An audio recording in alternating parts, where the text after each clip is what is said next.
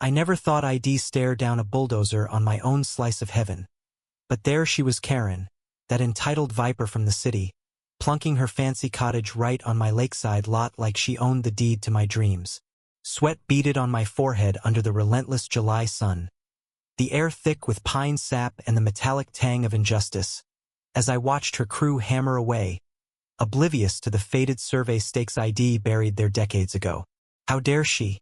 My grandfather poured his soul into this land, and now this stranger with her yoga mats and kale smoothies was carving out a kingdom on my blood, sweat, and tears. Oh, the fury that boiled up like lake steam after a thunderstorm.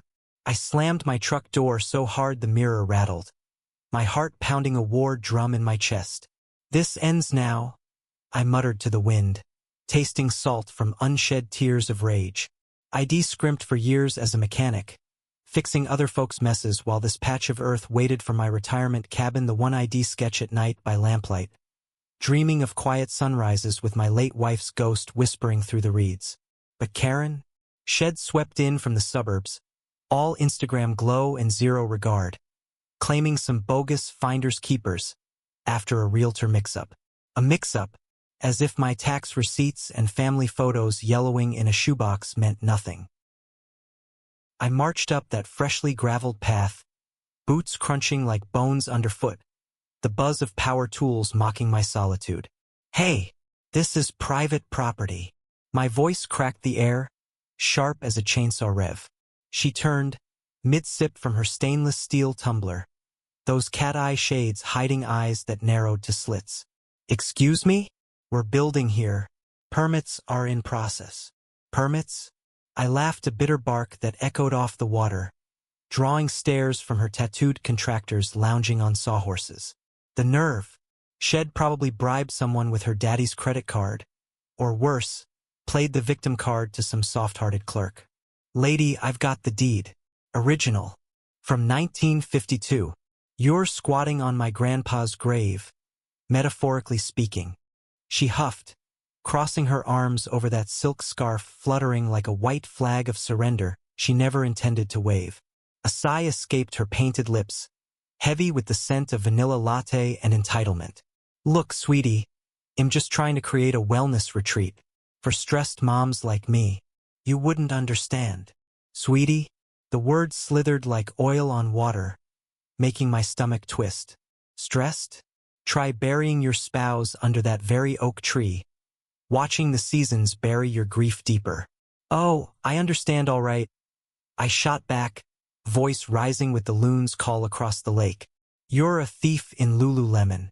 Get off my land, or I'll make you. But she didn't budge.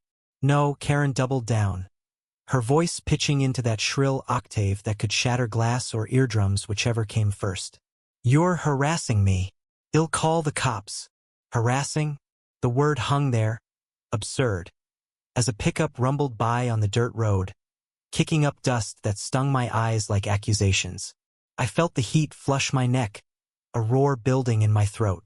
What kind of world lets bullies like her rewrite history with a checkbook?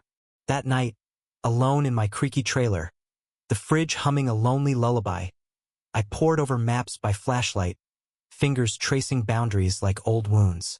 Sleep? Ah, it fled like a spooked deer, leaving me with visions of her cottage rising a gleaming eyesore, blocking my view of the stars we'd once counted together. Twist of the knife. Turns out, her wellness retreat wasn't just for moms.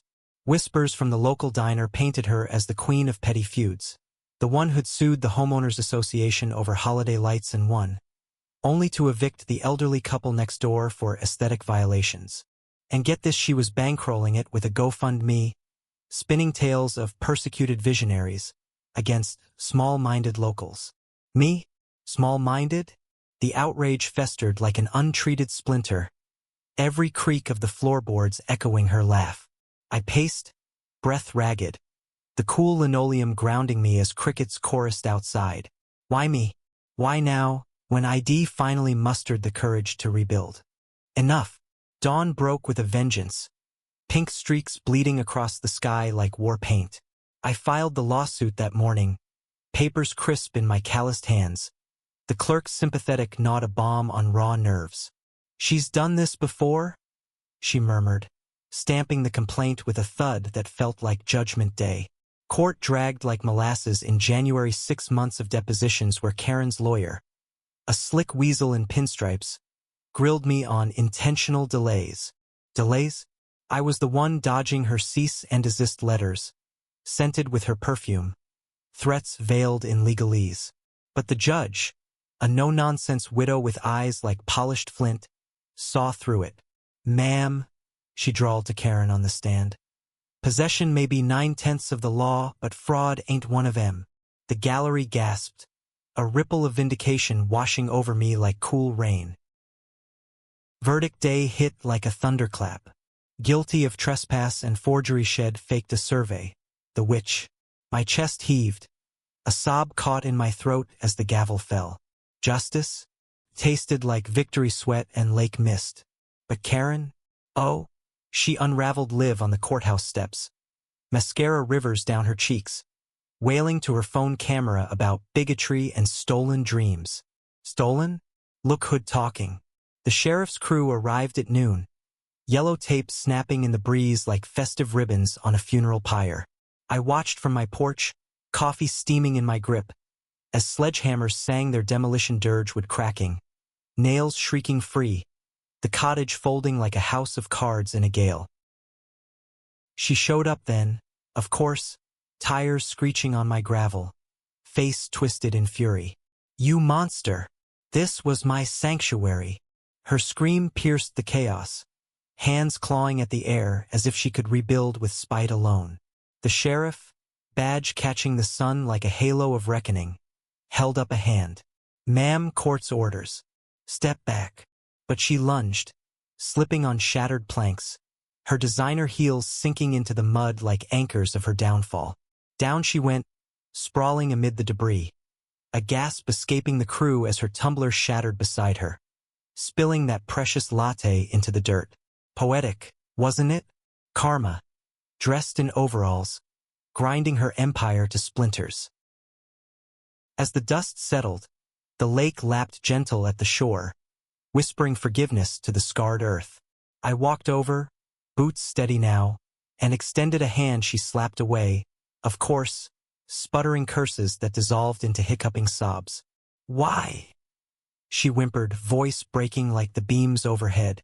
I paused, the sun warm on my back, scent of fresh sawdust mingling with wildflowers. "Because some things," I said soft, almost kind, "aren't yours to take. Build your dreams elsewhere, Karen. But remember this. Steal from the wrong heart, and the land steals back." In the end, as the last truck rumbled away, I stood amid the ruins, heart lighter than it had been in years. That patch of earth? It wasn't just dirt anymore. It was mine reclaimed, a testament that quiet folks with deep roots can topple the tallest egos. Fight for what's yours, friends. The sheriff's hammer swings for the just, and oh, how sweet the echo.